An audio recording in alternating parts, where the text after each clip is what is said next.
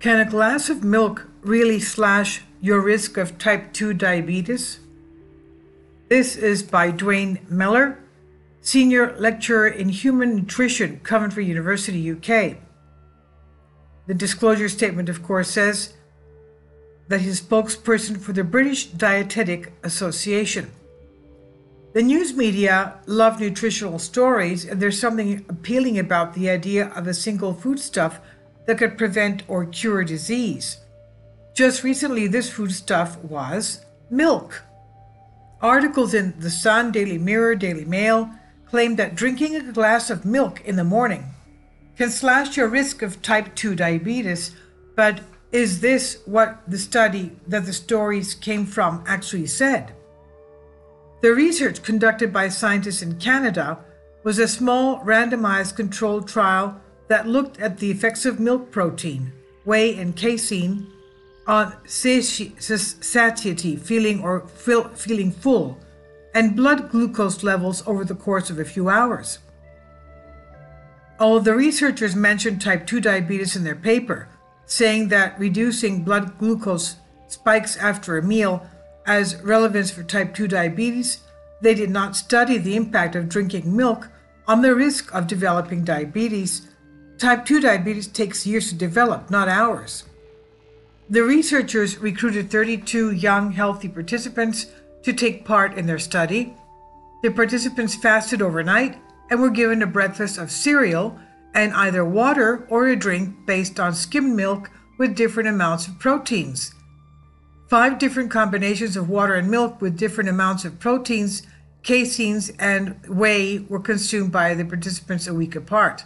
The study was a crossover design, which means each participant was randomly allocated to each of the 5 combinations over a 5-week period.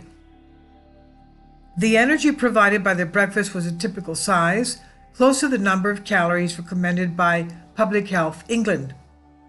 The participants' appetite and blood glucose were measured before and after breakfast. 2 hours after breakfast, they were given pizza and told to eat until they were comfortably full.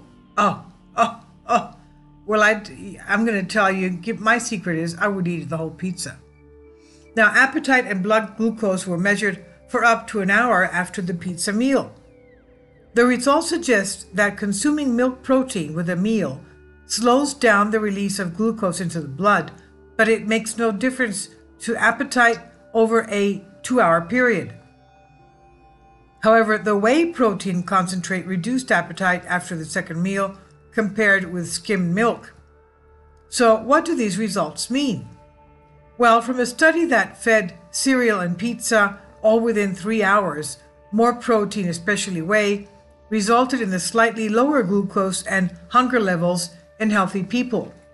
But it tells us nothing about the typical eating pattern where meals are usually 4 to 6 hours apart.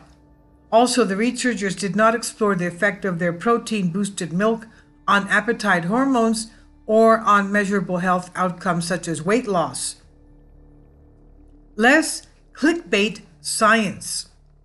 The researchers make no claims that a glass of milk at breakfast can cut the risk of developing type 2 diabetes in their paper, so where did this claim come from?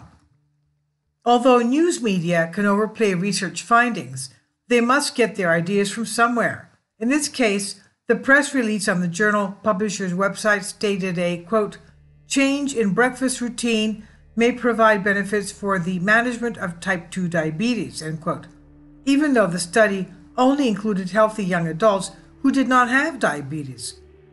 The initial media coverage about a glass of milk a day helping to, quote, slash your risk of developing type 2 diabetes, end quote, was then cited by the researchers' University Press Office. Although they did not specifically repeat the claims of the initial media stories, no correction was offered either, possibly leading to more breathless coverage of the story. It's still not entirely clear where the direct link of milk preventing diabetes came from, but it highlights the issue of how science is reported in the media. Responsible science and health communications need scientists, universities, and the media to responsibly report the reality of the research and not just produce sound bites that attract clicks.